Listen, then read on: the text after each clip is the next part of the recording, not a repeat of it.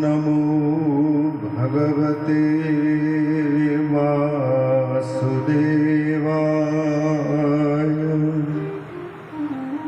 कस्तूरीतिलकं ललाटपटले वक्षःस्थले कौस्तुभम् नासाग्रे वरमौक्तिकं करतले वेणुः करे कङ्कणम् सर्वाङ्गे हरिचन्दनं सुललितं कण्ठे च मुक्तावली गोपस्त्री परिवेष्टितो विजयते गोपालचूडामणिः।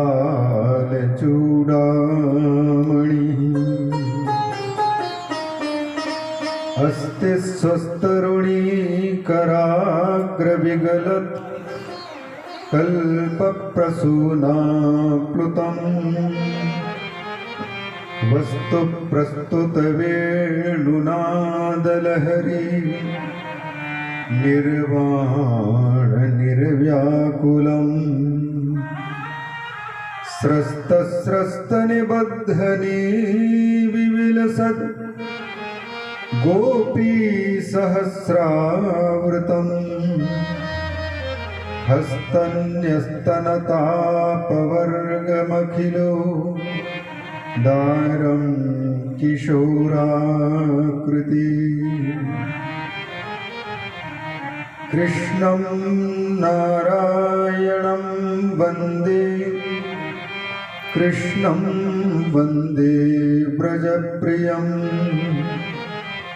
कृष्णं द्वैपायनं वन्दे कृष्णं वन्दे पृथासुतम्। सच्चिदानन्दरूपाय विश्वोत्पत्त्यादिहेतवे तापत्रयविनाशाय श्रीकृष्णाय वयं नुमः। यं प्रव्रजन्तमनुपेतमपेतकृत्यं द्वैपायनो विरहकातर आजुहाव। पुत्रेति तन्मयतया तरपोऽभिनेदुस् तं सर्वभूतहृदयं मुनिमानतोऽस्मि।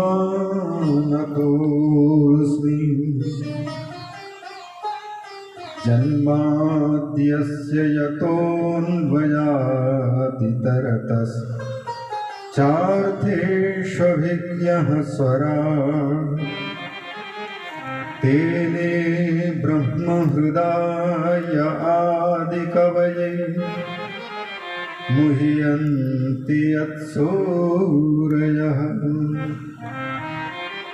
तेजो वारिमृदानि यथा विनिमयो यत्र त्रिसर्गो मृषा धाम्ना स्वेन सदा निरस्तकुहकं सत्यं परं धीमहि। नारायणं नमस्कृत्य नरं चैव नरोत्तमं देवीं सरस्वतीं व्यासं ततो जयमुदीरये।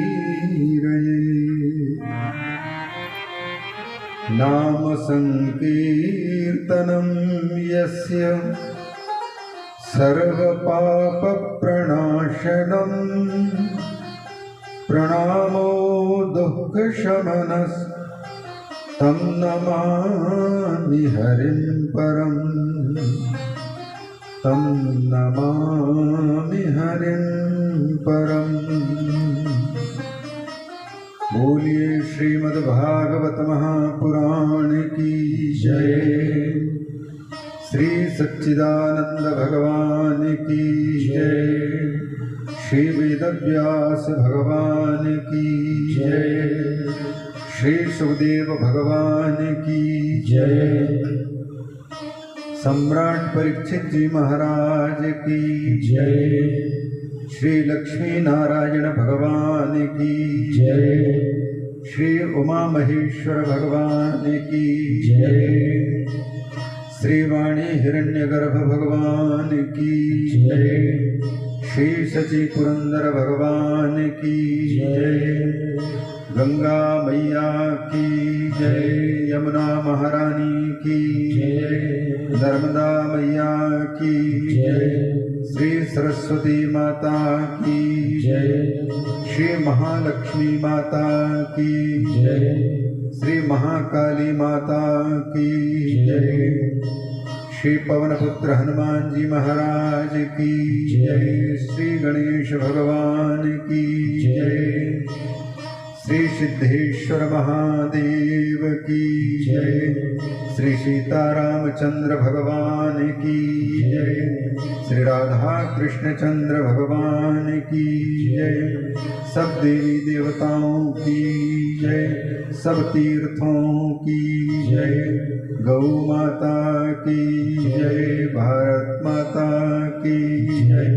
अपने अपने सद्गुरुदेव भगवान की जय। अपने अपने माता पिता की जय। ओम नमः पार्वती पतये हर हर महादेव।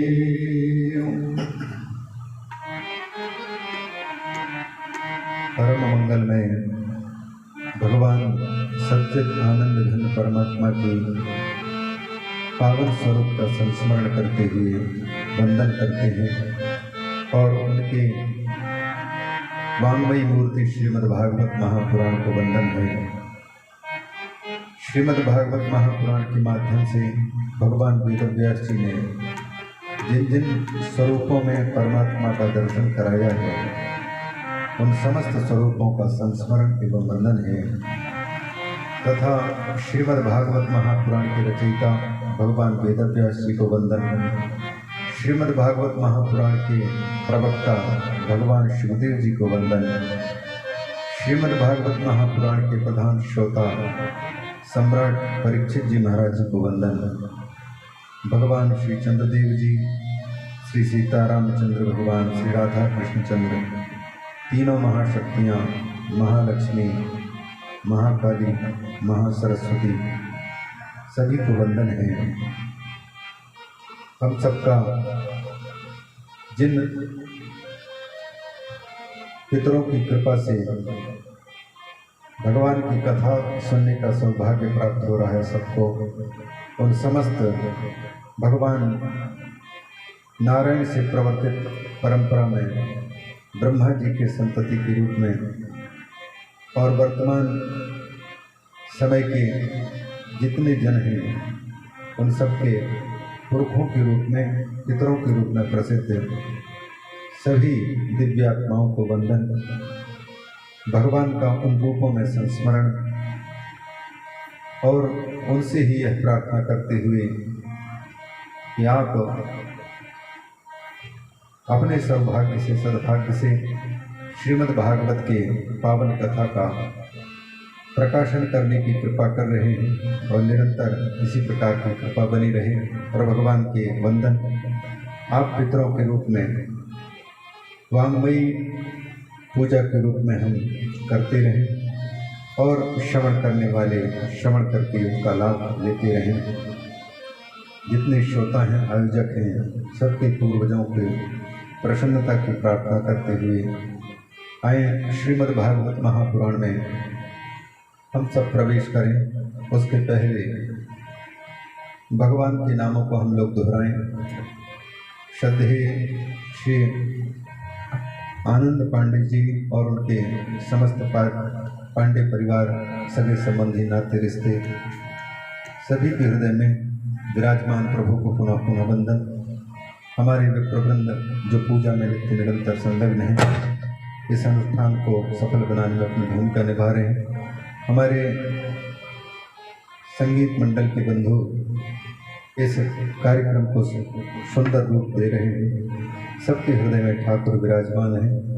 अतः सभी को सिया राम में सब जग जानी, करुण प्रणाम जोर जुगपानी, इन भावों के साथ में भगवान के नामों को हम लोग दोहराएंगे। बड़ी सुंदर शब्दावली है, भगवान के सुंदर रूप का स्मरण है। हरि सुंदर नंद मुकुंद, हरि सुंदर नंद मुकुंद, हरि नारायण हरि ओम। हरि सुंदर नंद मुकुंद, हरि नारायण हरि ओम। हरि सुंदर नंद मुकुंद, हरि नारायण हरि ओम। हरि सुंदर नंद मुकुंद, हरि नारायण हरि ओम। हरि केशव हरि गोविंद, हरि केशव हरि गोविंद, हरि नारायण हरि ओम। हरि नारायण हरि ओम। हरि सुंदर नंद मुकुंद, हरि नारायण हरि ओम। हरि सुंदर नंद मुकुंद, हरि नारायण हरि ओम।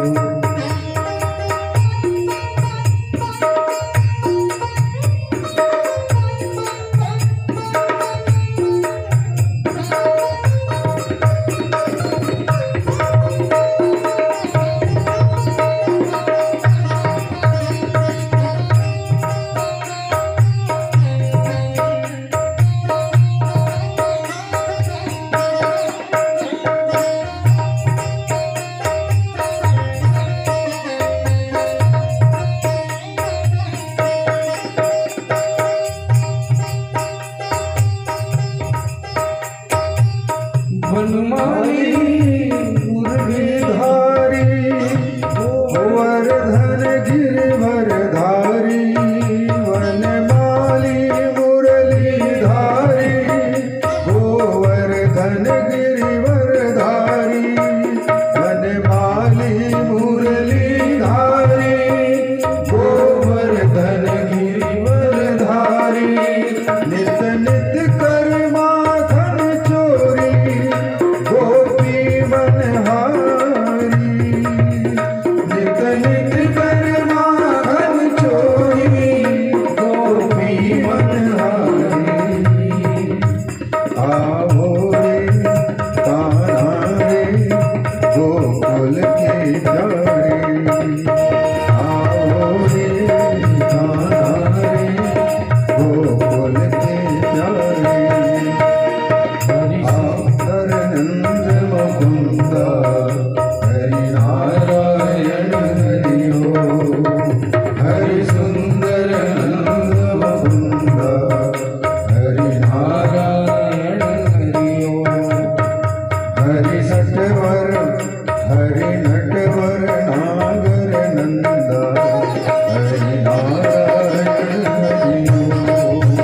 हरि नटवर नागर नंदा, हरि नारायण हरि ओम। हरि केशव हरि गोविंद, हरि केशव हरि गोविंद, हरि नारायण हरि ओम। हरि सुंदर नंद मुकुंद, हरि नारायण हरि ओम। हरि सुंदर नंद मुकुंद, हरि नारायण हरि ओम। हरि सुंदर नंद मुकुंद, हरि नारायण हरि ओम। हरि सुंदर नंद मुकुंद,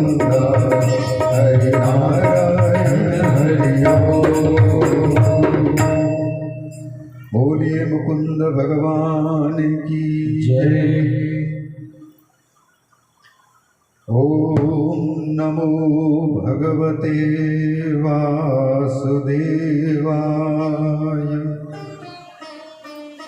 अथ श्रीमद्भागवते महापुराणे प्रथमे स्कन्धे प्रथमोऽध्यायः। जन्माद्यस्य यतोऽन्वयादितरतश्चार्थेष्वभिज्ञः स्वराट् तेने ब्रह्महृदाय आदिकवये मुह्यन्ति यत्सूरयः। तेजो वारिमृदां यथा विनिमयो यत्र त्रिसर्गो मृषा धाम्ना स्वेन सदा निरस्तकुहकं सत्यं परं धीमहि। सत्यं परम धीमहि। श्रीमद्भागवत महापुराण के सबसे प्रथम मंगलाचरणात्मक मंत्र में भगवान वेदव्यास जी हम सबको प्रेरणा देते हुए और श्रीमद्भागवत महापुराण की रचना सफल हो इस शुभ कामना से आदि मंगल, मध्य मंगल और अंत मंगल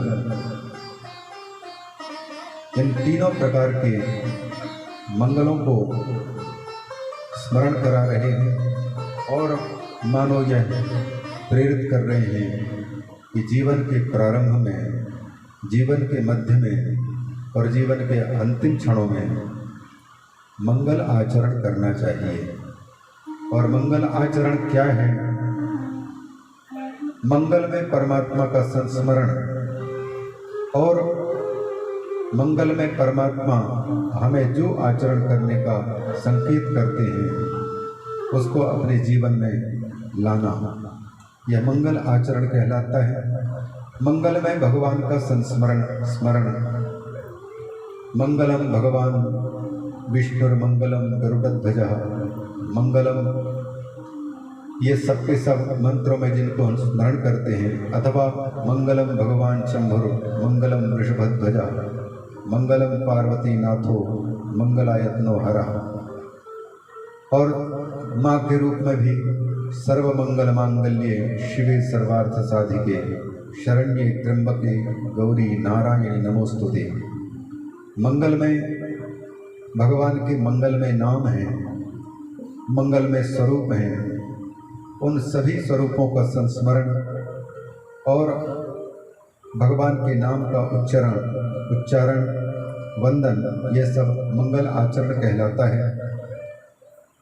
तो इस मंगलमय आचरण को चाहे हम जीवन के 100 वर्ष की कल्पना करके जीवन की शुरुआत में भी, जीवन के मध्य वेला में भी और जीवन के अंतिम क्षणों की संभावना बन रही हो, तब भी इन भगवान का स्मरण करना चाहिए। और हमारे सनातन परंपरा में 3 संध्याएं होती हैं जो आचरण में लाते हैं। वैसे चतुर्थ संध्या, मध्याह्न, निशीथ संध्या, प्रातः संध्या, मध्याह्न संध्या और सायं संध्या। क्योंकि दिन भर हम नाना प्रकार के कर्मों में व्यस्त रहते हैं, सब समय यदि भगवान को स्मरण नहीं कर पाते तो प्रातः, मध्याह्न और सायंकाल स्मरण करना चाहिए। और उस स्मरण का उद्देश्य यही है कि हमारा मध्यवर्ती जो समय है वो भी मंगलमय बन जाए। प्रत्येक कार्य के प्रारंभ में हम भगवान को स्मरण करते हैं ताकि वह कार्य सुचारू रूप से संपन्न हो, किसी प्रकार के विघ्न बाधाएं ना आवें। भगवान वेदव्यास जी श्रीमद् भागवत महापुराण की रचना कर रहे हैं, स्मरण कर रहे हैं। अतः प्रारंभ में परमात्मा का स्मरण ध्यान जिसको कहते हैं, ध्येय चिंतायाम चिति स्मृत्याम, ध्यान करना मतलब चिंतन करना, और चिति स्मृत्याम चिंतन करने का मतलब स्मरण करना, भगवान को स्मरण कर रहे हैं। अब भगवान के अनेक नाम हैं, देवी के रूप में भी कई नाम हैं, विष्णु के रूप में, शिव के रूप में, गणेश के रूप में, शक्ति के रूप में, नाना रूपों में भगवान का स्मरण किया जा सकता है। यदि हम शक्तिम परम धीमहि कहते हैं तो शक्ति के उपासकों को लगेगा कि यह हमारा ग्रंथ है। यदि विष्णुम परम धीमहि कहें या कृष्णम परम धीमहि कहें तो कृष्ण के उपासकों को, विष्णु के उपासकों को लगेगा कि यह हमारा ग्रंथ है। यदि कहें शिवम परम धीमहि या शैवम परम धीमहि, शंभुम परम धीमहि, तो फिर शैवों को लगेगा कि यह हमारा ग्रंथ है। वेदव्यास जी चाहते हैं व्यक्तिगत रूप से सबको अलग अलग ना कह करके सबको लगे कि यह हमारा ही है। अतः मूल रूप से वो एक ही नाम देते हैं, परम और सत्यम, जो सत्य हो और ऐसा सत्य हो जो पर हो, जिस सत्य से बढ़कर के और बड़ा सत्य नहीं हो सकता, ऐसा हो। ऐसे परम सत्य को हम ध्यान करते हैं। ध्यायेमो, हम सब ध्यान करें। वैदिक प्रयोग है धीमहि पद। वयम परम सत्यम ध्यायेमो, परम सत्यम धीमहि, हम सब उस परम सत्य का ध्यान करें जो आदि भी सत्य है, मध्य भी सत्य है, अंतिम सत्य है। उनकी विशेषता यहाँ बताएंगे। सत्यम परम, दोनों में से थोड़ा सा जटिल लगेगा, हल्के, ज़्यादा विस्तार नहीं लेने की कोशिश करूँगा। प्रभु से प्रार्थना करते हैं कि आगे जल्दी बढ़ावें। सत्य का विशेषण पर है, तो अर्थ निकलता है पर सत्य का हम ध्यान करें, परम सत्य का ध्यान करें। और अगर सत्य को विशेषण बनाते हैं, पर को विशेषण विशेष बनाते हैं, तो हम उस पर का ध्यान करते हैं, उस परमेश्वर का ध्यान करते हैं जो सत्य है, जिसका नाम सत्य, काम सत्य, धाम सत्य, सब कुछ सत्य है। उस सत्य का हम ध्यान करें। तो पर विशेषण को देखने से परम सत्य जब कहते हैं तो इसका मतलब इस विशेषण के अतिरिक्त विशेषण वाला भी कोई सत्य होगा। तो शास्त्र 3 प्रकार के सत्य का निरूपण करते हैं। एक तो साधारण शब्दावली में, ग्राम देहात की शब्दावली में कहें, सच्चाई, सच 3 प्रकार के, एक टिकाऊ सच, एक दिखाऊ सच और एक काम चलाऊ सच। टिकाऊ, दिखाऊ, काम चलाऊ, 3 प्रकार के सच। इनको शास्त्रों ने अपने ढंग से नाम दिया है। एक पारमार्थिक सत्य, एक व्यावहारिक सत्य और एक प्रातिभाषिक सत्य। तीनों प्रकार के सत्यों में से जो प्रातिभाषिक सत्य है उसको पहले समझें। प्रातिभाषिक सत्य माने सत्य की तरह प्रतिभासता हो लेकिन सत्य ना हो।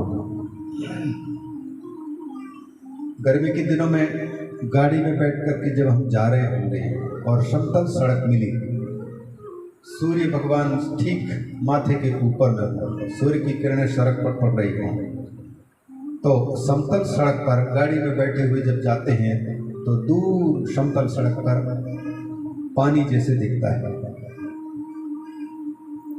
अगर कोई मृग या कोई प्यासा व्यक्ति दिखने वाले उस पानी के पास में जाए तो उसको पानी नहीं मिलता है। जब पानी नहीं मिलता है तो पिएगा कैसे? पानी की तरह दिखता था लेकिन पानी नहीं था।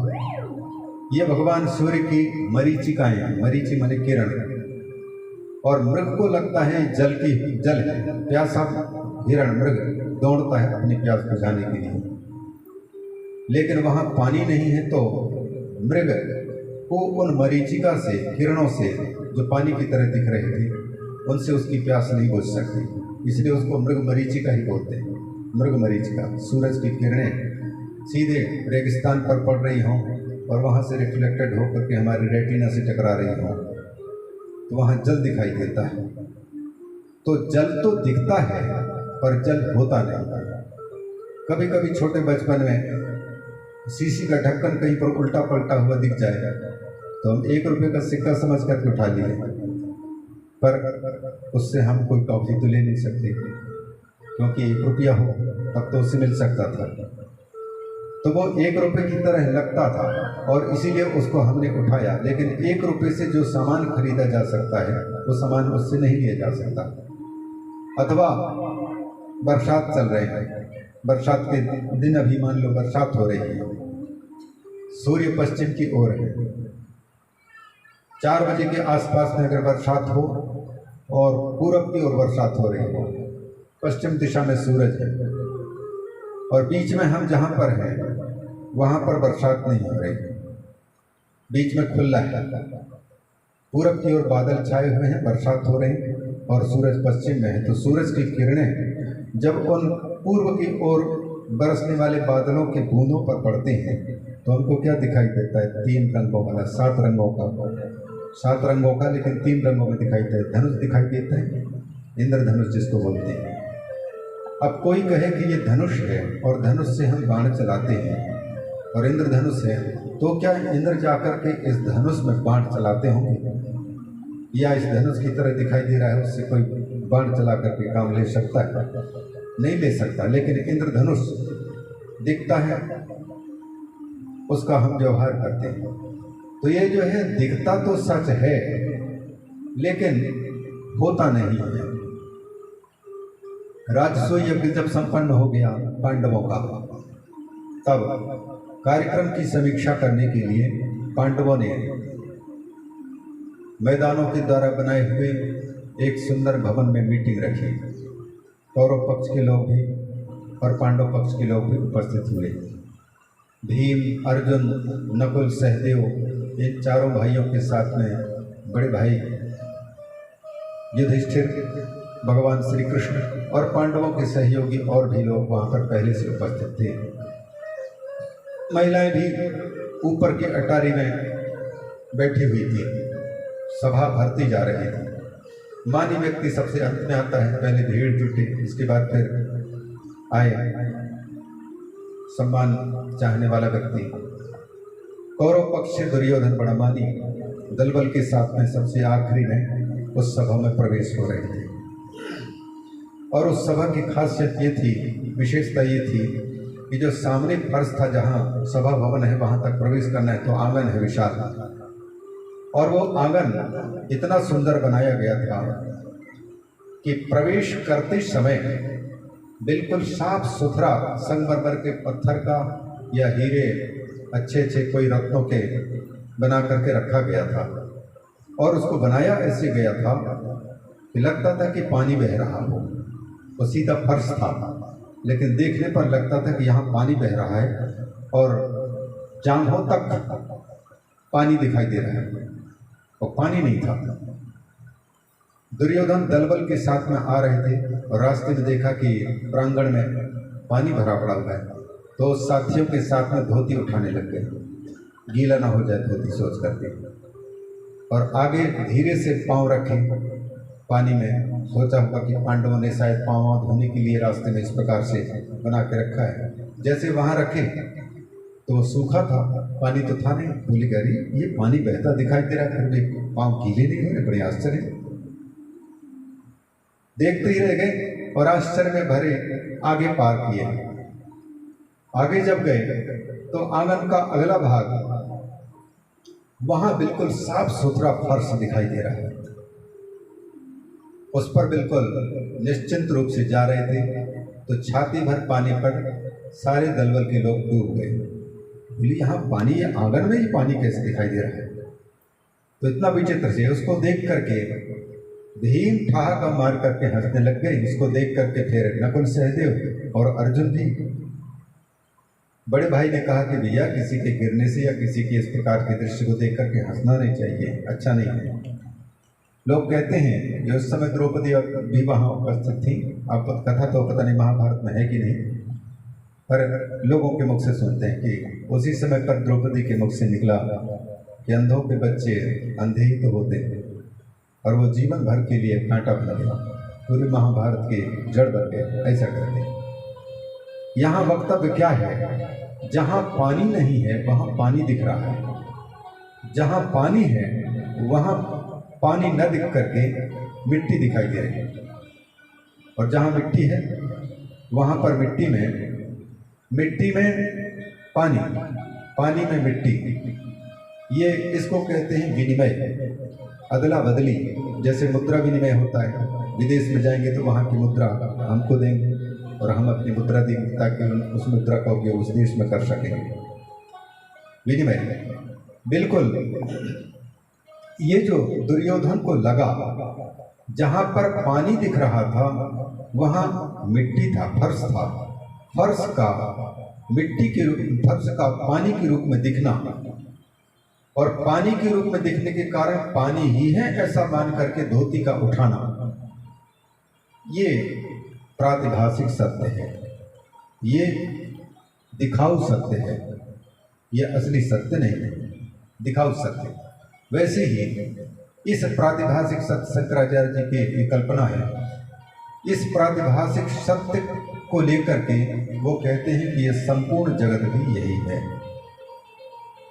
जगत बिल्कुल सच लगता है, आनंद देने वाला लगता है, हमारी प्यास बुझ जाएगी इससे, ऐसा लगता है। इसलिए प्रत्येक मनुष्य इस संसार को, इस जगत को सजाने, संवारने और इससे सुखी होने की कल्पना में प्यासे मृग की भांति, पानी के पीछे दौड़ लगाने वाले मृग की भांति इस जगत के पीछे दौड़ रहा है। कोई सिकंदर आया, कोई हिटलर आया, कितना आया, सारी दुनिया को मुट्ठी में करने की कोशिश की, मिट्टी पृथ्वी को कोशिश की, लेकिन सब मिट्टी में मिट गए और ये पृथ्वी किसी की नहीं हो सकी। ये सच लगती है।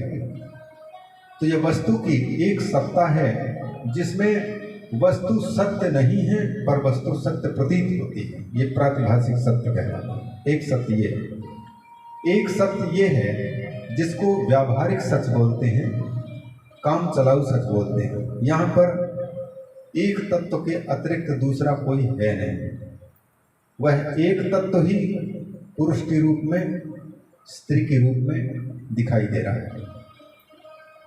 और स्त्री में भी फिर कितनी कल्पनाएं उठ रही हैं, माँ के रूप में, बहन के रूप में, बहू के रूप में, पत्नी के रूप में, सास के रूप में। ये एक स्त्री नाम के शरीर में ये सारे के सारे नाम कल्पित हो रहे हैं। पुरुष में भी उसी प्रकार से, पुरुष को कोई पिता कहता है, कोई चाचा कहता है, कोई बेटा कहता है, कोई दामाद कहता है, कोई नाना कहता है, कोई चाचा कहता है, कोई ससुर कहता है। लगभग 32 नाम पड़ रहे हैं, संबंधी नाम। अब ये एक ही व्यक्ति में लगभग 32 नाम जो कल्पित हैं, ये नाते रिश्ते के किस लिए हैं बताइए? जब वो व्यक्ति एक है तो इतने नाम रखने की क्या आवश्यकता थी? क्योंकि हमको जागतिक व्यवहार निभाना है, हमको किसी का चाचा बनकर के चाचा का काम करना है, हमको पिता बनकर के पुत्र के लिए पिता का काम करना है, हमको पुत्र बनकर के पिता के निमित्त पुत्र की जिम्मेदारी निभानी है। ये काम चलाने के लिए अलग अलग नाम रख करके और अलग अलग फर्ज, अलग अलग कार्य करने पड़ रहे हैं। ये काम चलाने के लिए ये टेंट बनाया गया, कुछ दिन के लिए काम चला रहे हैं, घर बनाया, रहना है, काम चलाने के लिए। बताइए ये जितने शरीर हैं, ये शरीर ये काम चलाने के लिए प्राप्त हैं और काम चलाने के लिए प्राप्त होकर के अलग अलग नामों से पुकारे जा रहे हैं, वो भी केवल काम चलाने के लिए। सच नहीं है। मृत्यु के पहले ना हम पिता हैं, न बाप हैं, न नाना है, न चाचा है, न भाई हैं, न माँ है, न बहन है। मृत्यु के बाद भी नहीं है। केवल मध्य में केवल काम चलाने के लिए एक स्त्री माँ भी कहला रही है, बहन भी कहला रही है, बहू भी कहला रही है। अलग अलग लोगों के द्वारा अलग अलग पुकारी जा रही है और उनके साथ में उसके व्यवहार अलग अलग हैं और उसका भी इनके साथ में अलग अलग व्यवहार है। तो इसको कहते हैं व्यावहारिक सत्य। ये हमेशा टिकाऊ रहने वाला अथवा दिखाऊ सच नहीं, ये काम चलाने के लिए कल्पित है। एक ही है। और एक तीसरा सत्य है टिकाऊ सच, जिसको पारमार्थिक सत्य बोलते हैं। पारमार्थिक सत्य वो है जिसका किसी भी काल में किसी भी जगह अनुपस्थिति ना हो। सब देश में सब काल में जिसकी उपस्थिति हो, कभी भी उसकी अनुपस्थिति मिले ही नहीं, ऐसे चीज को कहा जाता है परमार्थ, परम अर्थ, पारमार्थिक वस्तु, पारमार्थिक सत्य। वो कौन है? जो सबके अंतर में आत्मा नाम से विराजमान है। 100 साल पहले यहाँ पर उपस्थित जितने शरीर हैं 100 साल पहले नहीं थे। 100 साल के बाद भी हम गारंटी नहीं दे सकते कि जितने शरीर दिख रहे हैं इन शरीरों में से कोई शरीर दिखाई दे। हो सकता है कोई भाग्यवान का 100 साल के बाद तक में भी दिखना हो सकता है यहाँ उपस्थित में, लेकिन यह निश्चित नहीं है। 100 साल पहले भी नहीं और 100 साल बाद में भी नहीं दिखाई देने वाला, मध्य में ये शरीर दिख रहा है। लेकिन इस शरीर में जो विराजमान है वो 100 साल पहले भी था, अभी भी है, 100 साल बाद में भी रहेगा। माताएं सोने के नासाभरण बनवा के पहनते हैं या कुंडल बनवा के पहनते हैं। कुंडल सोने में कल्पित है। कुंडल बनने के पहले सोना है और कुंडल बन जाने के बाद भी सोना नहीं मिटा है, सोना है। फिर मन में आया बहन जी को कि कुंडल की अपेक्षा इसको हम सुनार से बोल करके और अंगूठी बनवा लें। तो अंगूठी जब बनवाए तो कुंडल जो बना था, कुंडल तो मिट गया लेकिन सोना नहीं मिटा, और उसी सोने में अंगूठी तैयार हो गई, लेकिन सोना सोना की सोना ही है। तो कुंडल बनने के पहले भी सोना, कुंडल बनने के समय में भी सोना, कुंडल के मिट जाने पर भी सोना ज्यों के त्यों। वैसे ही इस शरीर में विद्यमान जो सत्य है वो इस शरीर के रहने के पहले भी था, इस शरीर के रहते समय में भी है और इस शरीर के जाने के बाद भी रहेगा। उसको कहा जाता है परम सत्य। वो कौन है? एक परमात्मा। अतः वेद व्यास जी कहते हैं हम सबको ध्यान यदि करना है, चिंतन यदि करना है, खोज यदि करनी है तो परम सत्यम वयम धीमहि। हम सब उस परम सत्य की खोज करें, उस परम सत्य को जानें, उसका ध्यान करें, चिंतन करें। नारद जी आगे 4th अध्याय में बताएंगे, 5th अध्याय में वेद व्यास जी को ये कहेंगे कि देखो तस्यैव हेतोः प्रयतेत कोविदो न लभ्यते यद भ्रमताम् उपरि यथा। उपरि भ्रमताम् अधा भ्रमताम् अपि यद न लभ्यते तस्यैव हेतोः कोविदः प्रयतेत।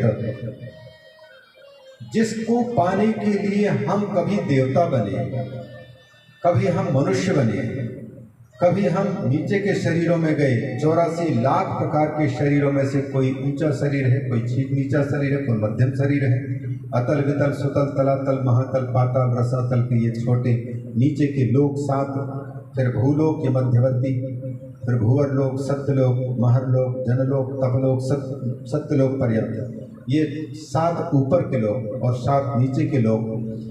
इनमें शरीरों की भी वैरायटी अलग अलग, सुखों की दृष्टि, सुख की दृष्टि से किसी शरीर में कम सुख है, किसी शरीर में बड़ा सुख है।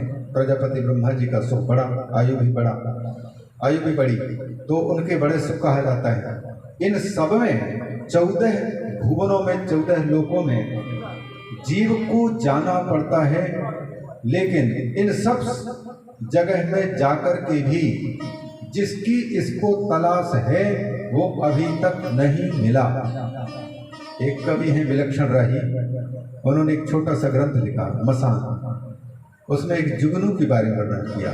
कुछ खोजता भटक कर जुगनू मसान में, कभी इस डाल में, कभी उस डाल में, कभी इस छोर में, कभी उस छोर में, कुछ खोजता भटक कर जुगनू मसान में।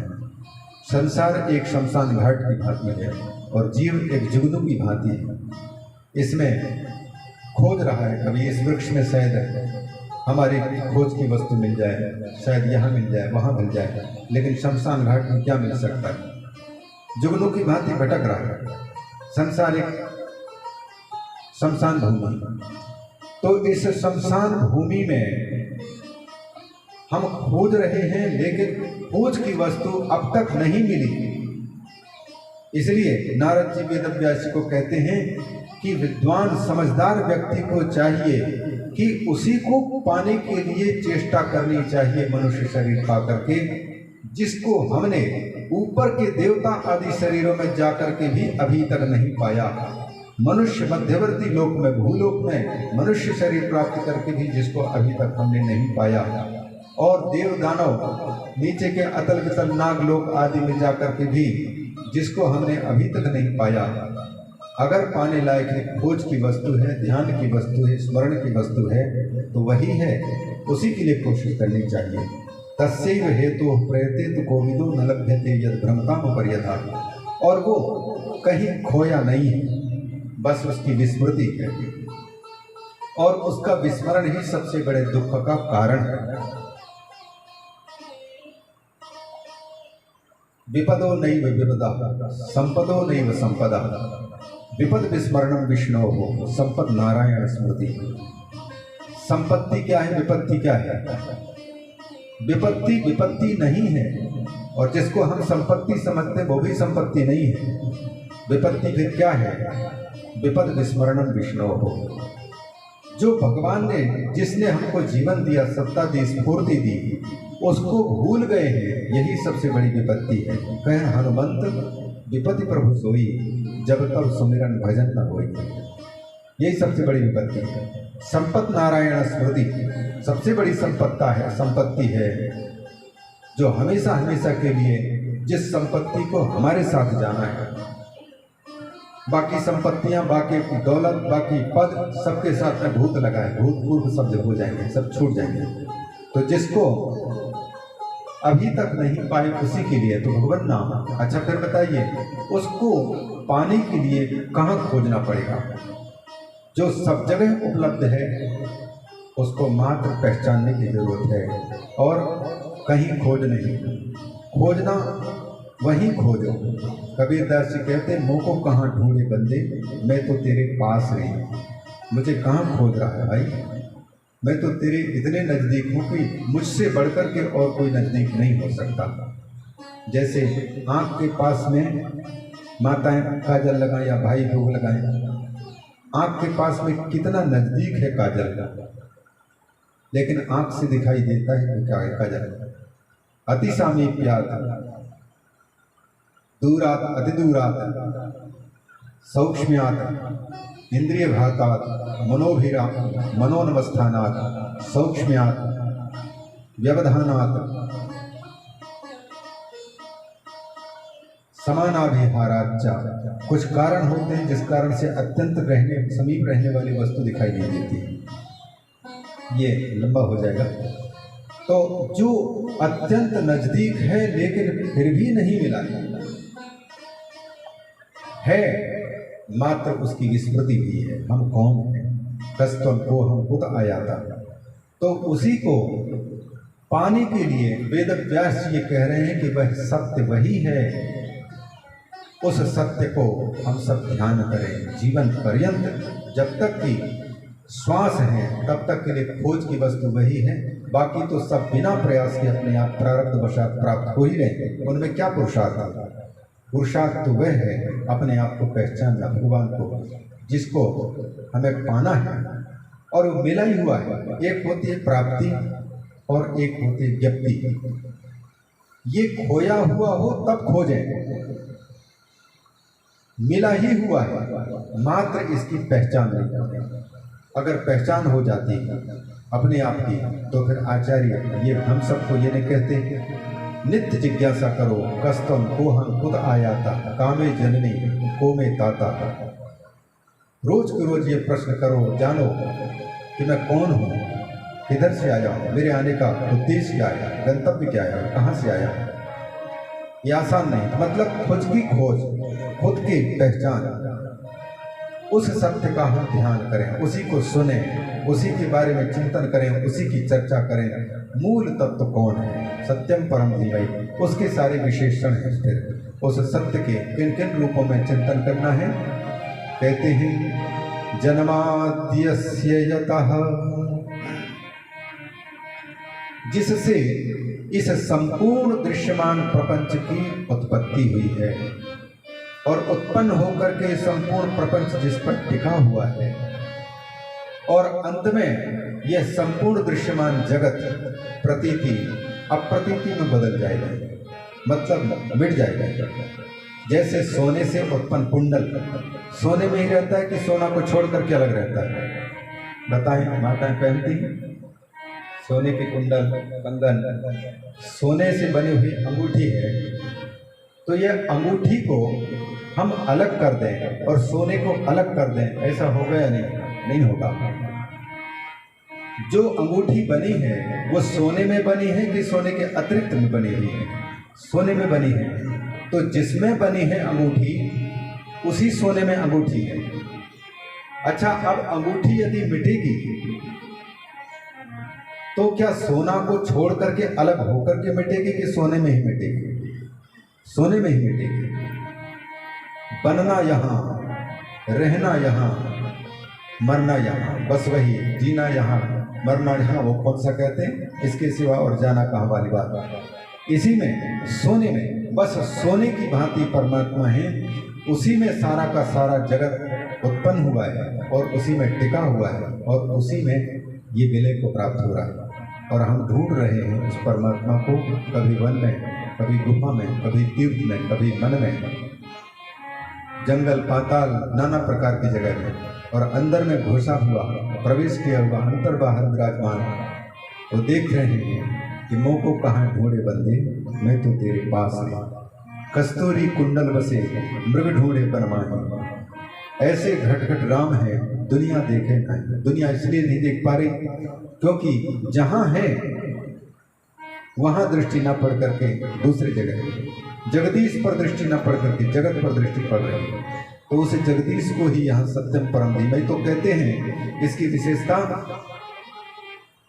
जन्मादि अस्य यतः, जिससे उत्पन्न, और क्यों उत्पन्न हुआ मानते हैं, कैसे स्थिति है, तो कहते हैं क्योंकि वही इसके अंदर बाहर समाया हुआ है, उसमें अन्वित है।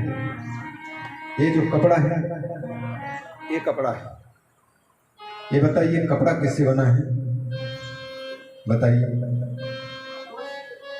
सूत से बना है। सूत किससे बना है? कपास से। कपास किससे बना है? कपास कहाँ से आया है? ये पार्थिव चीज है, पृथ्वी की, वहां से। ये पृथ्वी कहाँ से आई? भगवान ने, वराह ने जल से निकाला। जल कहाँ से आया? बोले अग्नि को पिघल करके जल रूप धारण किया है। तो फिर अग्नि कहाँ से आया? बोले वायु से आया है। वायु कहाँ से आया? बोले आकाश से आया। बोले आकाश कहाँ से आया? बोले तस्मात् वा एतस्मात् आत्मना आकाश संभूता। इस जो व्यापक परमात्मा है उससे उत्पन्न आकाश है, खुलापन है।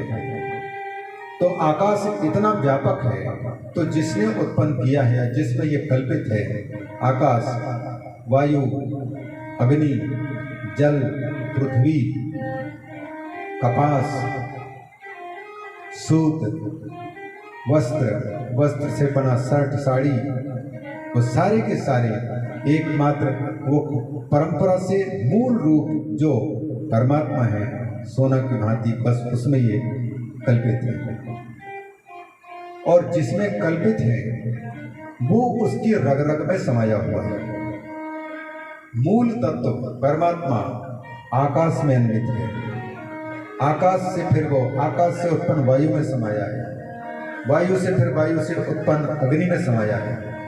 फिर अग्नि से उत्पन्न जो जल है जल में समाया है, फिर जल से उत्पन्न जो पृथ्वी है पृथ्वी में समाया है, फिर पृथ्वी से जितनी चीजें उत्पन्न हुई है, पेड़ पौधे पशु पक्षी जो भी उत्पन्न हो रहे हैं, पार्थिव चीजें हैं, 5 भौतिक जितने हैं उनमें वो धागा की भांति अंदर समाया हुआ है।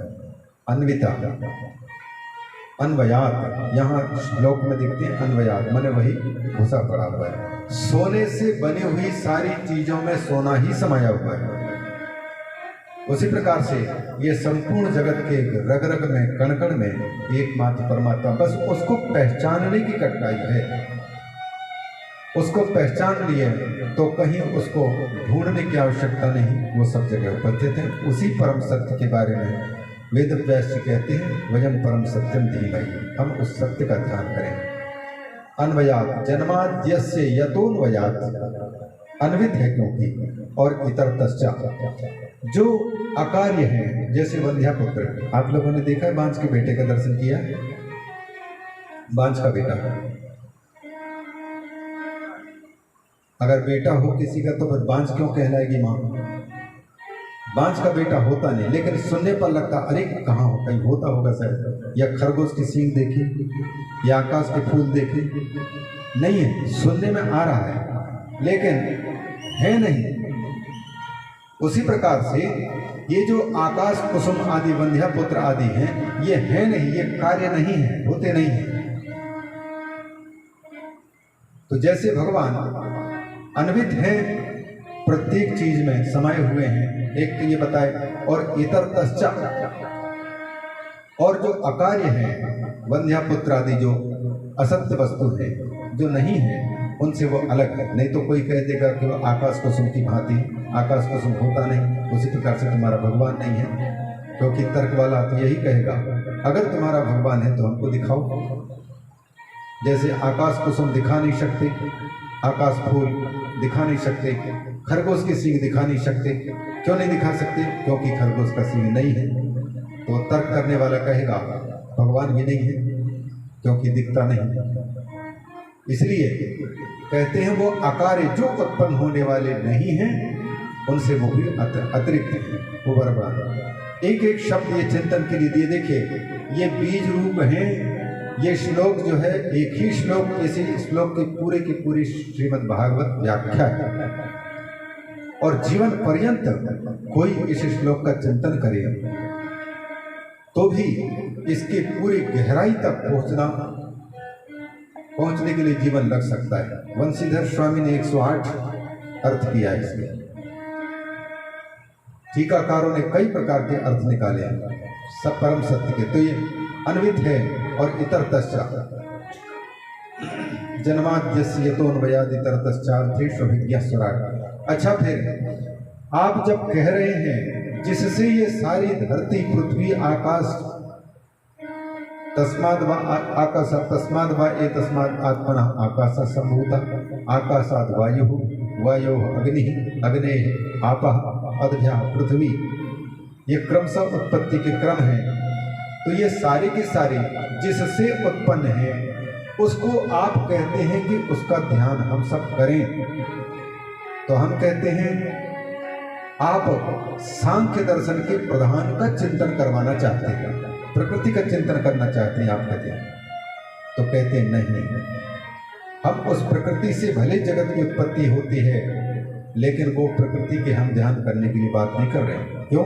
क्योंकि जिस प्रकृति से सांख्य दर्शन जगत की उत्पत्ति मानता है वो प्रकृति जड़ है, और जड़ से कोई चीज उत्पन्न हो नहीं सकती, जगत का कारण वो नहीं हो सकती। जिसका हम ध्यान करने के लिए बोल रहे हैं वो है अभिज्ञ, माने जानने वाला है। प्रकृति तो जड़ है, कुछ जानती नहीं है, इसलिए अभिज्ञ है। अच्छा, इसका मतलब फिर अभिज्ञ कह रहे हैं तो जीव के आप ध्यान करने की बात कर रहे हो, क्योंकि वो चेतन है। बोले जीव नहीं, जीव तो पराराट है, पराधीन है, और जिस के ध्यान करने की हम बात कर रहे हैं वो अभिज्ञ होते हुए, चेतन होते हुए वो स्वराट है, उसको किसी दूसरे की अपेक्षा नहीं करती। जैसे हमको वस्तुओं को देखने के लिए इस वस्तु को या चश्मा को देखने के लिए एक तो देखने का साधन आंख चाहिए, दूसरे इसमें दिखने का सामर्थ्य होना चाहिए, तीसरे प्रकाश होना चाहिए। ये वस्तु तो है लेकिन अंधकार पर पड़ी हुई हो तो हमारे आंख होते हुए अंधकार में दिखाई नहीं देगी। ये वस्तु है लेकिन दिखने का सामर्थ्य नहीं है तो भी नहीं दिखाई देगी। ये वस्तु है लेकिन आंख नहीं है तो भी नहीं दिखाई देगी। इसको दिखने के लिए प्रकाश भी चाहिए, वस्तु भी चाहिए, साधन भी चाहिए, तो ये दिखाई दे सकती है। तो इसको देखने के लिए, इसको जानने के लिए प्रकाश के अधीन इस वस्तु का ज्ञान छिपा हुआ है, आंख के अधीन इस वस्तु का ज्ञान है और इस वस्तु की दृश्यत्व योग्यता के अधीन इसका दिखना छिपा पड़ा हुआ है, पराधीन है। सूर्य को देखने के लिए टार्च की आवश्यकता है या नहीं बताइए आप? टार्च की आवश्यकता नहीं है। तो टार्च की अपेक्षा टार्च की जरूरत वहां पड़ती जो वस्तु नहीं दिखाई दे रही, लेकिन सूर्य भगवान तो सबको ही दिखा रहा है और सब कुछ दिखाई दे रहे हैं, तो उनको देखने के लिए कोई, तो इन वस्तुओं की दृष्टि से वो स्वयं प्रकाश है। उन्हें देखने के लिए टार्च के अर्थात उनका ज्ञान पराधीन नहीं। लेकिन शास्त्र ये कहते हैं कि ये भी जो प्रकाशित हो रहे हैं ये दूसरे के प्रकाश से प्रकाशित हो रहे हैं। सूर्य के प्रकाश से अन्य ग्रह प्रकाशित हो रहे हैं, लेकिन सूर्य भी दूसरे का प्रकाश पाकर के प्रकाशित हो रहा है। न तत्र सूर्यो भाति न चंद्र तारकम नेमा विद्युतो भांति कुतो यमग्नि। मूल तत्व तक, आत्म तत्व तक सूरज का प्रकाश नहीं पड़ रहा और न अग्नि का प्रकाश, न तारों का प्रकाश, न चंद्रमा का प्रकाश, मतलब मन की पहुंच नहीं है वहां और वाणी की पहुंच नहीं है वहां, आंख की पहुंच नहीं है।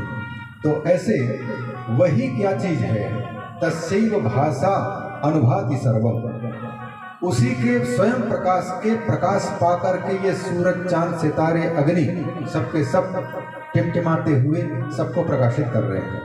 जितने भी प्रकाशन करने का सामर्थ्य इनके पास में है वह प्रकाशन सामर्थ्य कहाँ से आया है? श्रीमद् भगवत गीता के 15वें अध्याय जिसको पुरुषोत्तम योग कहा जाता है, उसमें पंक्ति आई है, जो लोग गीता पढ़ते हैं उनको पता होगा, न तद् भासयते सूर्यो, उसको सूर्य नहीं प्रकाशित कर पा रहा, बल्कि ममैवांशो जीवलोके, उसी प्रकार से सूर्य में भी जो तेज है वो मेरा एक अंश मात्र है, चंद्रमा में जो तेज है वो मेरा एक आंशिक है, अग्नि में जो तेज है, प्रकाश है, प्रकाशन करने का सामर्थ्य है, वो मेरा एक छोटा सा अंश है। तो वो स्वयं प्रकाश है परमात्मा, वही जगत की उत्पत्ति में, स्थिति में, पालन में कारण है, वो स्वराट है, अभिज्ञ है। अतः हम जिसका ध्यान करने की बात कर रहे हैं, हम उस परमात्मा की चर्चा कर रहे हैं जो सबको सत्ता स्फूर्ति दे रहा है, स्वराट। और दूसरी विशेषता बताते हैं कि तेने ब्रह्म हृदय आदि कवये मुह्यन्ति यत् सूर्य। तो प्रश्न ये उठता है कि आप स्वराट बोल रहे हैं, अभिज्ञ बोल रहे हैं, और जिससे संपूर्ण जगत की उत्पत्ति आप बता रहे हैं और जड़ नहीं होना चाहिए कहते हैं, तो आपने जीव को भी नकार दिया, प्रधान प्रकृति को भी नकार दिया। तो इसका मतलब है सारे जगत के रचयिता के रूप में प्रसिद्ध जो ब्रह्मा है, उस ब्रह्मा के ध्यान करने की बात कर रहे हैं आप शायद। वेद व्यास जी कहते हैं नहीं, हम ब्रह्मा की भी बात नहीं कर रहे हैं। क्यों? क्योंकि उनके पास में भी स्वयं का ज्ञान नहीं है, उसको भी भगवान ने वेदों का ज्ञान दिया है, तो दूसरों से ज्ञान पाकर के सृष्टि विज्ञान प्राप्त किया वेदों के माध्यम से। तेने ब्रह्म हृदय आदि कवये मुह्यन्ति यत् सूर्य। वेद का ज्ञान ब्रह्मा जी को भगवान ने दिया, जिसके ध्यान की बात बता रहे हैं। कैसे दिया? केवल संकल्प मात्र से। संकल्प मात्र भगवान ये कर लेते हैं कि इसको सारे विश्व का ज्ञान हो जाए, पूर्व सृष्टि कैसे थी उसका ज्ञान हो जाए, और नई सृष्टि करने जा रहे हैं तो धाता यथा पूर्वम अकल्पयत, क्योंकि प्रत्येक सृष्टि जो होती है पूर्व सृष्टि के आधार पर ही, उस ज्ञान के आधार पर नई सृष्टि होती है। इसलिए पूर्व सृष्टि से पूरी मिलती जुलती है, फिर भी भिन्न होती है। जैसे कल के जीना, कल का रहना, कल का हंसना बोलना, आज जैसे हम खा पी रहे हैं, जी रहे हैं, लगभग इसी प्रकार का जीना कल भी हुआ, लेकिन फिर भी कल के जीवन से आज का जीवन भिन्न है। उसी प्रकार हर सृष्टि में लगभग मिलते जुलते वही होते हैं, लेकिन फिर भी प्रत्येक सृष्टि भिन्न है। तो ब्रह्मा जी ने जो सारी सृष्टि रची है, इस कारण से ब्रह्मा जी को आप ध्यान करने की बात बता रहे हैं। तो कहते हैं हम ब्रह्मा जी के हम नहीं कर रहे हैं, बल्कि ब्रह्मा जी को जिसने सृष्टि का विज्ञान दिया है उसकी बात कर रहे हैं। तो किसने दिया? जिसने हृदय माने हृदय से, केवल मन से। भगवान यदि यह विचार जाए कि इस व्यक्ति का यह काम सिद्ध हो जाए, केवल इतना ही संकल्प आ जाए, संकल्प मात्र से सारा का सारा कार्य सिद्ध हो जाता है। तो वेदव्यास जी यह संकेत करना चाहते हैं, हम जिसका ध्यान करने की बात कह रहे हैं वो परमात्मा वो है जिसने केवल संकल्प मात्र से, वेदों को तो हम लोगों को तो गुरु परंपरा से, श्रुति परंपरा से पढ़ना पड़ता है, तब जाकर के आत्मसात कर पाते हैं वेद मंत्रों को। लेकिन ब्रह्मा जी के किसी स्कूल कॉलेज में, गुरुकुल में जाकर के विष्णु के मुख से उन्होंने वेदों का पारायण श्रवण किया हो, ऐसे कहीं उल्लेख नहीं आता है। इसलिए कहते हैं वो भगवान के संकल्प मात्र से उनको ज्ञान होता है। संकेत क्या कहना चाहते हैं वेदव्यास जी कि प्रभु जैसे आप केवल संकल्प कर लेते हैं तो ब्रह्मा जी को पढ़ना नहीं पड़ता, पूरी सृष्टि का ज्ञान कराने वाले वेदों का ज्ञान उसको हो जाता है। वैसे ही कृपा आप मुझ पर कर दें ताकि मैं आपके स्वरूप का निरूपण करने में बिना प्रयास किए ही सफल हो जाऊं। अतः कहते हैं हम उसी का ध्यान करें, परमात्मा का। तेने ब्रह्म हृदय आदि कवि मोह्यंति यत् सूर्य, और अभी जो बता रहे थे दुर्योधन की बात, तेजो वारि मृदाम यथा विनिमयो यत्र त्रिसर्गो मृषा। एक एक शब्द बहुत जटिल है। त्रिसर्ग, तीन की सृष्टि, सत्वगुण रजोगुण तमोगुण, इलेक्ट्रॉन प्रोटॉन न्यूट्रॉन, सत्वगुण रजोगुण तमोगुण, इन तीन की सृष्टि है। और वह सृष्टि इतनी नकली है कि उनसे बढ़कर के और कोई दूसरी नकली नहीं, लेकिन असली ऐसे लग रही कि उनसे बढ़कर के और असली कोई नहीं।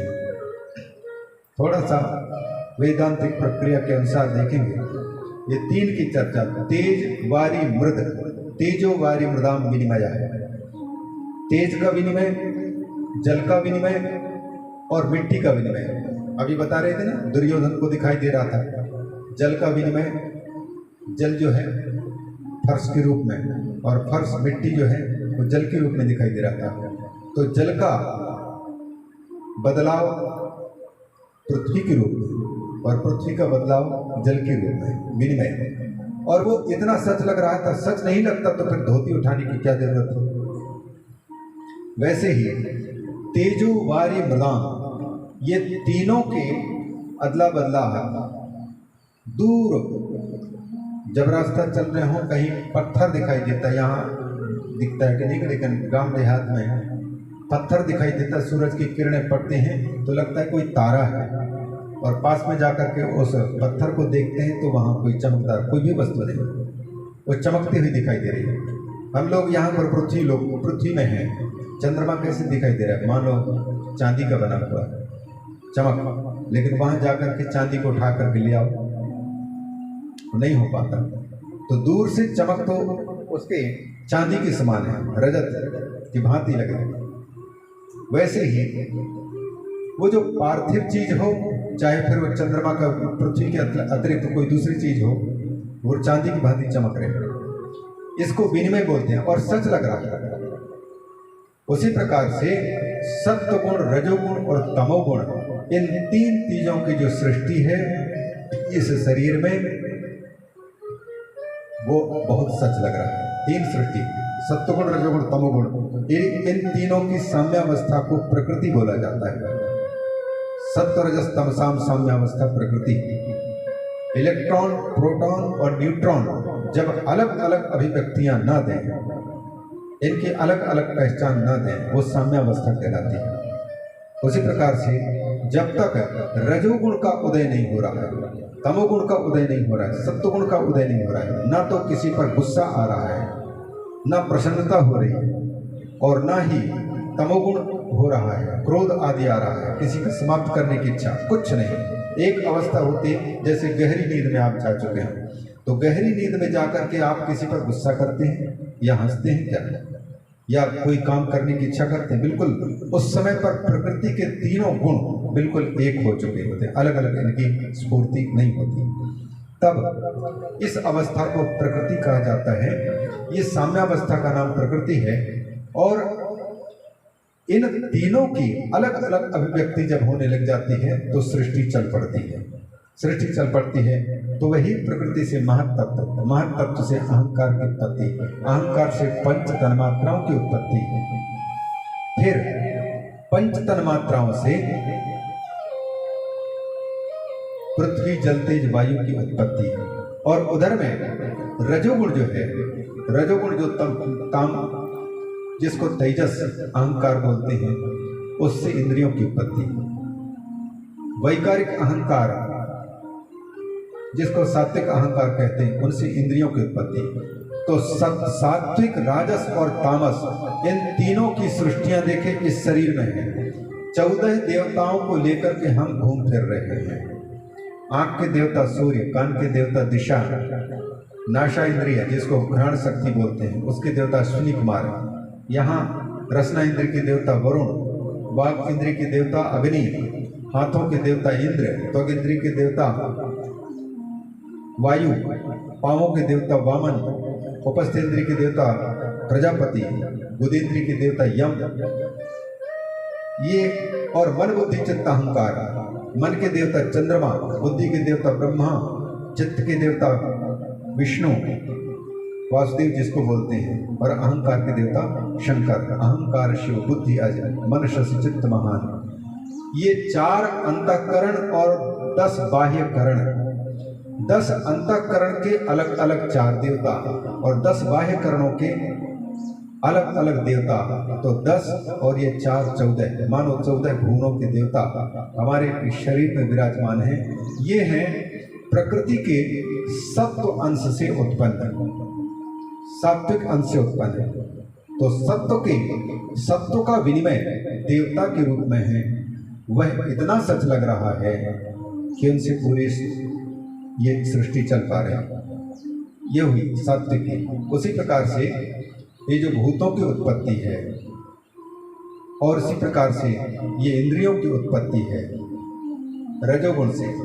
ये 3 की सृष्टियां हैं, देवता, विषय और इंद्रियां। ये सब के सब सत्व रजस तमसाम सर्गा, त्रिसर्ग। लेकिन ये त्रिसर्ग है झूठा। झूठा होते हुए भी ये इतना सच लग रहा है कि किसी को पता ही नहीं लगता कि ये मिथ्या है, झूठा है। तो ये किसके कारण इनमें सत्यता प्रतीत हो रही है? बस वही जासु सत्यता ते जड़ माया, भास सत्य इव मोह सहाया। जिसके सत्य होने के कारण असत्य भी सत्य की तरह प्रतीत हो रहा है।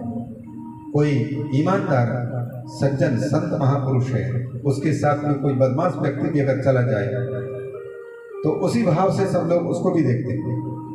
वैसे ही इस सत्य की सत्यता को पा करके, सत्य के संपर्क में आकर के ये असत्य भी सत्य प्रतीत होता है। रामचरितमानस की पंक्ति में भी देखें थोड़ा सा।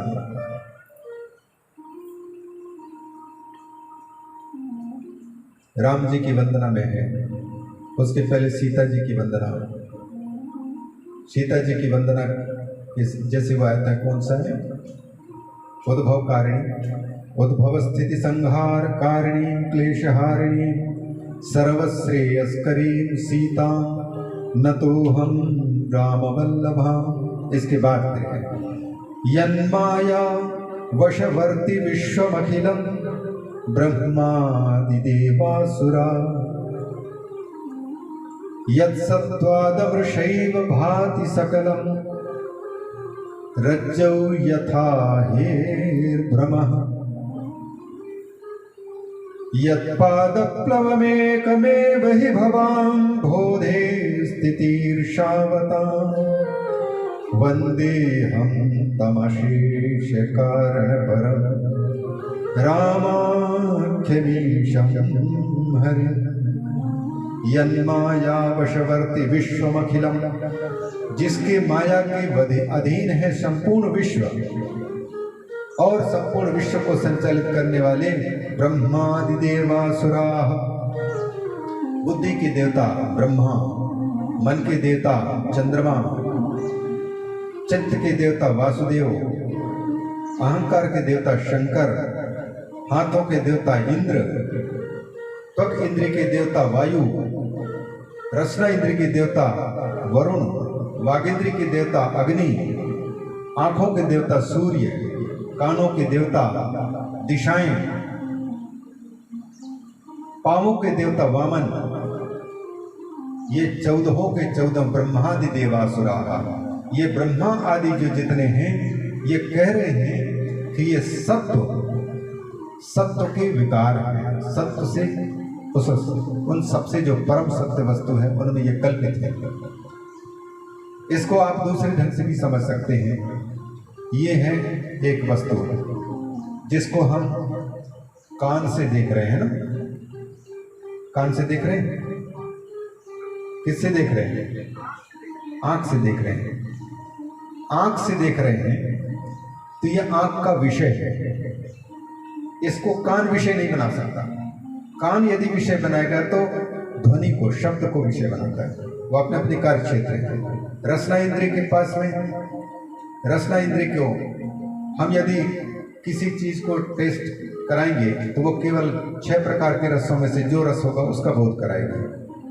रसना इंद्रिय स्वाद चख करके ये नहीं बता सकते कि जिसको हम चख रहे हैं उसका कलर काला है कि पीला है कि नीला है, इसका पता नहीं लगेगा, क्योंकि काला नीला पीला का बोध कराने वाले विभाग अलग है। वो केवल रस का मधुर, अम्ल, नमकीन, कटु, कषाय, तिक्त, इन अलग अलग रसों का बोध कराता है। इसको विषय बनाने वाली इंद्रिय है आंख है, ये इंद्रिय है, नेत्र हुआ, करण बोलते हैं, ये बाहरी करण, ये विषय हो गया। और इसके एक देवता है, ये तेज का अंश है, सूर्य का अंश है, इसलिए सूर्य ही इसके देवता है। 3 चीज है ये विषय, करण, सुर, मतलब इंद्रिय के देवता। विषय, करण, सुर, और उस सुर के रूप में जो विराजमान है वो अंदर में जीव। विषय करण सुर जीव समेता, सकल एक ते एक सचेता। इसको प्रकाशित कर रही है आंख, आंख को प्रकाशित कर रहा है आंख के देवता सूर्य, और सूर्य को सत्ता स्फूर्ति दे रहा है जीव। तो फिर जीव को स्फूर्ति सत्ता कौन दे रहा है? कहते इन चारों के सब कर परम प्रकाशक जोई, राम अनादि अवधपति सोई। इन सबको भी सत्ता स्फूर्ति देने वाले वही यस्य भाषा सर्वमिदं विभाति, जिसके प्रकाश से ये सारा का सारा प्रकाशित हो रहा है। जीव भी सत्ता स्फूर्ति पा रहा है और जीव से फिर सूर्य पा रहा है, आंख के देवता, और सूर्य से फिर आंख प्रकाशित कर रही है इस वस्तु का। ये सब एक दूसरे को प्रकाशित कर रहे हैं सब, लेकिन सबके जो परम प्रकाश, जिसको स्वयं प्रकाश कहते हैं। अब पूछे कोई कि भैया सबके परम प्रकाशक जब राम है तो फिर राम को प्रकाशित कौन कर रहा है? तो फिर उसके पीछे और जाएंगे तो जिस जो प्रकाशित कर रहे होंगे राम को, उसके बारे में भी प्रश्न उठेगा। फिर उसको कौन प्रकाशित कर रहा है, फिर उसका भी प्रश्न उठेगा। आखिर में आपको कहीं ना कहीं तो इति करना पड़ेगा, विराम देना पड़ेगा, नहीं तो अनवस्था दोष, और उसका कौन, उसका कौन, उसका कौन। तो अंत में राम को कह दिया राम अनादि, उसको भी कोई प्रकाशित करने वाला कोई है ऐसा कहोगे तो फिर और भी प्रश्न उठेगा। बस वही है सबकर परम प्रकाशक जोई, जिसमें सब रम रहे हैं और जो सब में रम रहा है वही परम सत्य। तो यहाँ ये जो त्रिसर्ग के बारे में कह रहे हैं, ये शरीर में ही है वो सब। सत्व रजस तमसा, कोई श्रीधर स्वामी के द्वारा लिखित जो भावार्थ दीपिका है उसको पढ़ेंगे तो इसी बातें उसमें है उल्लिखित है। तो इन सब के ये जो नकली हैं, उन नकलियों के असलीपन क्यों प्रतीत हो रहा है? तब कहते हैं यद सत्वात् अमृषैव भाति सकलम रज्जौ यथा अहेह भ्रमा। जैसे मंद अंधकार में या मंद प्रकाश में कोई रस्सी पड़ी हुई हो, और रस्सी जब पड़ी हुई हो, अचानक बाहर से घूम करके कोई माई या कोई भाई अंदर में प्रवेश करते, डिम लाइट है, और जैसे टेढ़े मेढ़े अथवा सीधे उस रस्सी पर दृष्टि गई तो सर्प समझ करके तुरंत बाहर भाग गई डर के कारण। और जब ला करके लाठी देकर आके देखे तो वहां रस्सी, तो रस्सी में अहेर भ्रमा, रस्सी में सर्प का भ्रम हो रहा है। अब बताइए, रस्सी में यदि सर्प की भ्रांति हो रही है और यह भ्रांति जिस समय पर हो रही है, उस समय पर जिसको भ्रांति हो रही है उसको कोई डाउट नहीं है, उसको तो पूरी तरह से लग रहा है कि सर्प ही है, इसलिए भाग खड़ी हुई है। ये सच लगती है। लेकिन अब एक बात बताएं, रस्सी यदि नहीं होती वहां तो सर्प की प्रतीति होती या न होती?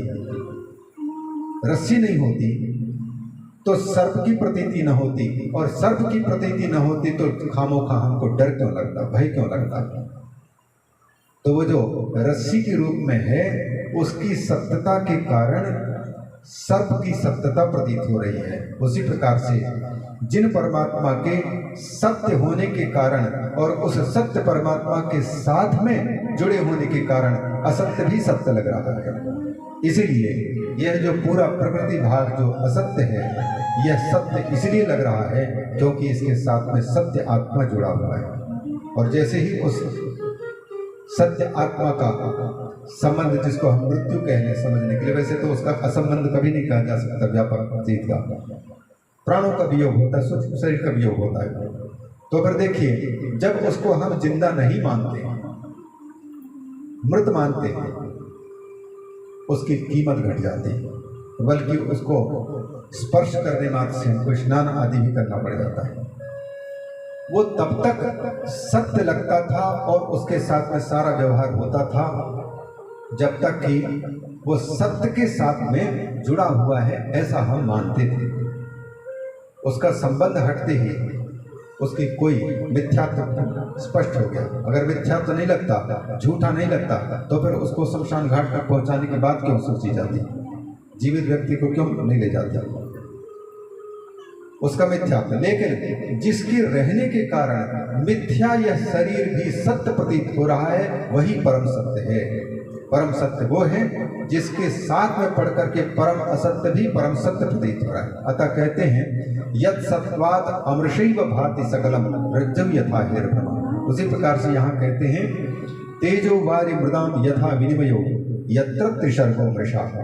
जिस परमात्मा में तीन की सृष्टि, सत्वगुण रजोगुण तीन की ही सृष्टि है, त्रिगुणात्मक जगत है। यह जिस अधिष्ठान परमात्मा में बिल्कुल सच ठीक उसी प्रकार से लग रहे हैं जैसे तेजो वारी मृदाम विनिमया, मिट्टी का जल के रूप में प्रतीति और जल का मिट्टी के रूप में प्रतीति, तेज का मिट्टी के रूप में जल के रूप में प्रतीति, अदला बदली, उसी प्रकार से ये प्रतीति हो रही। तो जिस परमात्मा में प्रतीतियां हो रही हैं सत्य वो है, तो जिसकी प्रतीति हो रही है वो असत्य है। अतः वयम तदेव परम सत्यम धीमहि। जीवन में अगर हम जिसका चिंतन करें तो उसी परम सत्य का हम ध्यान करें, चिंतन करें। धामना स्वेन सदा निरस्तको हुकम सत्यम परम। बहुत लंबा हो जा रहा है, इन्हीं शब्दों के साथ में इस श्लोक की व्याख्या को रखते हैं, क्योंकि ये श्लोक, ये जितनी बात है ना, ये समझ लो कि पूरे 18,000 श्लोकों में यही श्लोक घुसा पड़ा हुआ है, चिंतनीय वस्तु के रूप में, परम सत्य के रूप में। प्रत्येक श्लोक का अध्ययन, चिंतन, प्रत्येक प्रकरण, प्रत्येक अध्याय का लौट करके ठीक उसी प्रकार से आना होता है जैसे संगीत के बंधु लोग जानते हैं कौन सा सम बोलते हैं तबले में। आप जितना भी घूम कर करके आए, पर सब में बराबर लौट करके आना है, वहाँ की संगति ठीक होनी चाहिए। वैसे ही ये सम की भांति है, समस्त सर्वेषु भूतेषु, जो भगवान सब में समरूप से विराजमान है, उस सम का मतलब एक, उसको एक भी बोलते हैं, उस एक में आना पड़ता है, सब में, उसी परमात्मा में ही आना है। पूरे के पूरे शास्त्रों को पढ़ने के बाद में वहीं टेकना है। अतः वेद व्यास जी पहले बता देते हैं कि उसी हम सत्य का हम ध्यान करें, ये पूरे। और इसके बाद फिर दूसरा जो श्लोक है, उस श्लोक में भागवत में जिस चीज का वर्णन किया गया है उसका संकेत है। भागवत में एक साधन का वर्णन है, एक साध्य का वर्णन है। साधन है धर्म और साध्य है धर्म से प्राप्त परमात्मा। धर्म प्रोचित गई तवो, एक भजन हो जाए इसके बाद फिर करते हैं, नहीं तो फिर लंबा खिंच जाता, हमको मालूम ही नहीं पड़ता था।